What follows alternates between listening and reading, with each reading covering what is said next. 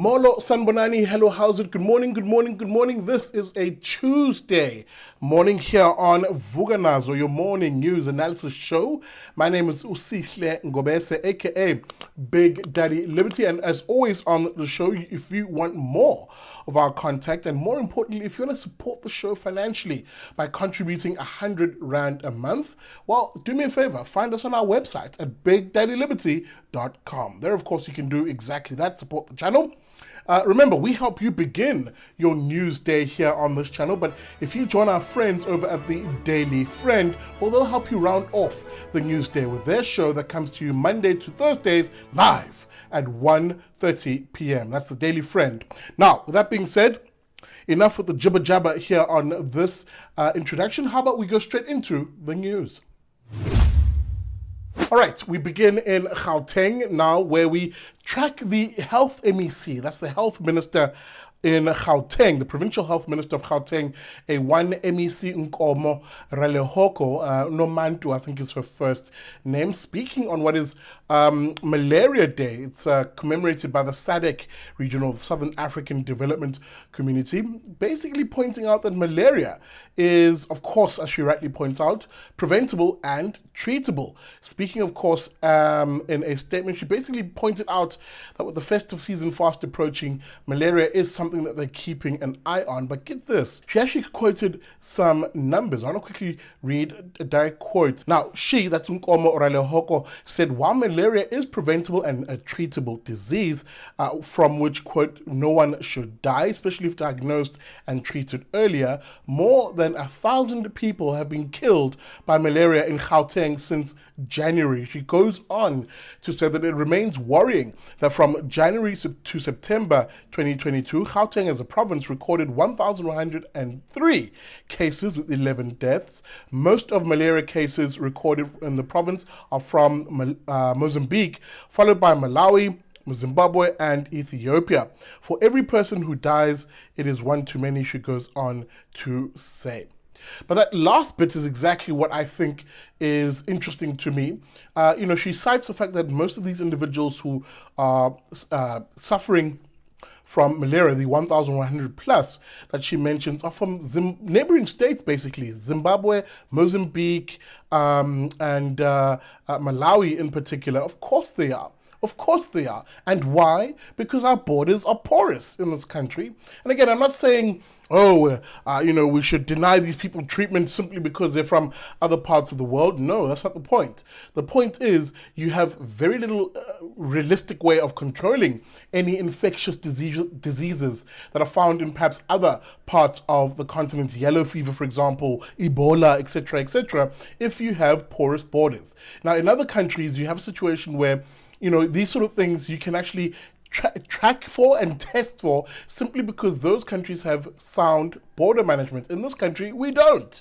We simply do not. People are able to walk through the border and one doesn't know what they're bringing. And again, I'm careful with my words here. I'm not suggesting that every person who comes in is bringing some disease that's going to kill everybody. No. But there is the heightened risk, therefore, of someone bringing a very infectious disease simply because of our poor border management. That, for me, is the takeaway in the story. And again, signifies rather a failure of the state, a responsibility which the state made their own, of course, which is border management.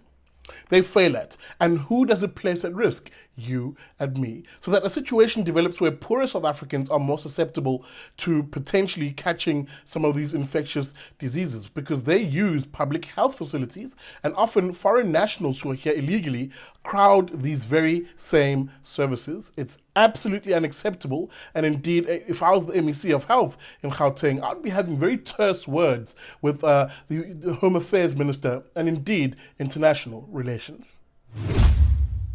Yes, beware the green grift, beware the green lobby, and indeed the climate grift individuals who, as I've always warned, no longer are they interested in persuading through argument, through reason, through evidence and data that the world needs to move in a certain direction. Oh no, they're no longer interested in persuading. Now they've understood, as most lefties do, and yes, I'm calling them mostly on the left, they've now understood that the real trick to getting what they want is to use force, coercion, and power to achieve that. Not only are they filtering themselves into nation-state governments around the world, dictating policy there, but now they also infiltrated these global institutions which hold a lot of sway and a lot of power over world governments. What am I talking about? Well, the World Bank is not immune to the green lobby, and its now use of dangling loans and money in the face of poorer nations to have them move off of coal and oil as a source of powering their energy needs in this economy. Now, you remember, we've had this discussion before when I, unaccustomed as I am, agreed with the Energy Minister, Ukwede Mantashe, when he actually pointed out that no, developing countries should not be just blindly listening to the Western world, the very same Western world which itself developed and became fabulously rich off of exploiting fossil fuels, as they like to call them, that actually developing countries should do exactly the same, albeit at their own pace, transition to cleaner energy. Don't be led by the nose by these Western countries who look down on us. Well, unfortunately, South Africa is going in the other direction, and it is being led by the nose as the World Bank dangles the carrot in front of these cadres. What am I talking about here? Well, the World Bank President David Malpass met, of course, and mentioned how he was confident and gave the thumbs up to South Africa's energy transition after he met with Finance Minister Enoch Godongwana and, of course, the Public Enterprises Minister Pravin Gordhan. Why? What was this meeting on Saturday all about? Well, it was basically to talk about how the funding for what is now the decommissioned Komati coal-powered plant would be given to the South African government to turn it into a renewable plant. Now, this money, guys, is a loan. This is where it gets very dangerous for you and me, the ordinary citizen, because we're being saddled with a loan to provide the supposed renewable energy. What am I talking about? Let me read from the quote in News 24, which says, with the 9 billion rand concessional loan in place, Komati, that's the decommissioned coal power plant, is set to become the first major coal power plant station in the country to be converted into a renewable station with 150 megawatts of solar, 70 megawatts of wind, and 150 megawatts of storage batteries. Very paltry numbers in the grand scheme of what a coal power plant can actually produce in and of itself. But in any event, the quote continues on and says, the Komati's decommissioning was announced at the end of October after the station reached the end of its life after being in operation since 1961. Now, here's the kicker.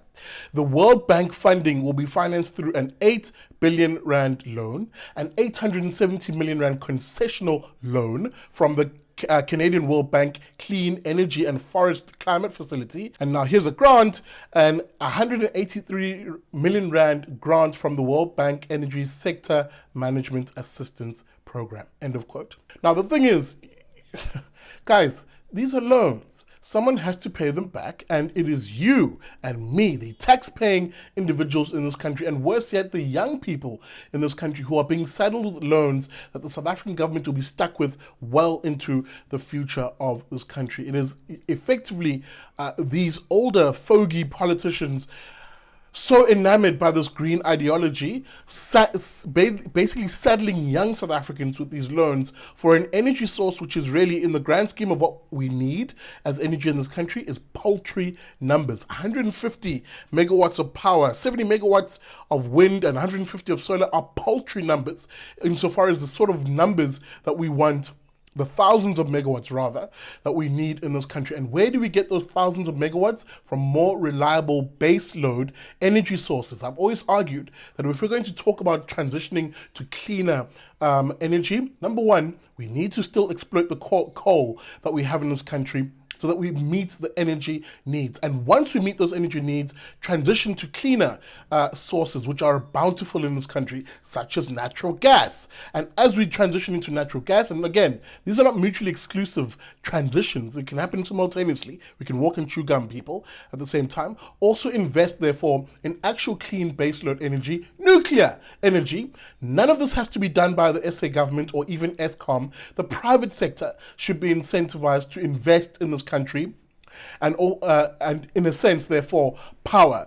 this country. So I'm very concerned that we're basically taking loans to use an energy source which is not very reliable and in real terms is not going to power South Africa, no matter how much the Green Lobby tells us it will. If anything, if we want to see the likes of solar energy relegated mostly to residential, where people put up solar panels on their own roofs, and indeed assistance financially can be provided for that.